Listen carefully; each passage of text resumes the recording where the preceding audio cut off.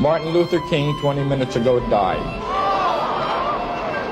On April 4, 1968, a dark and heavy chapter in American history began. Martin Luther King Jr. was shot on the balcony of the Lorraine Motel in Memphis. The bullet struck him in the neck. He was rushed to Joseph's Hospital, where doctors soon declared that he could not be saved. He was only 39 years old. The news spread like a bomb, instantly igniting the nation. Over 100 cities erupted in riots, with fires looting out, protests breaking out everywhere. The entire state of Tennessee, in particular, descended into chaos. Soon after, 4,000 National Guard troops were deployed to maintain order and enforce a curfew for residents. At the same time, tens of thousands of people flocked to the funeral home where his body was laid to rest, paying their final respects to Martin Luther King Jr. There he lay peacefully in his casket, as if asleep yet unable to wake again. Later, under police escort, his casket was transported by a special flight to his hometown of Atlanta, Georgia, for a final farewell ceremony. On the day of the funeral, hundreds of thousands gathered in the streets of Atlanta to say goodbye. It was a silent protest. His wife Coretta wept bitterly, while their children looked on confused at their fathers. People understood that what was lost was not just a life, but also an unfinished dream.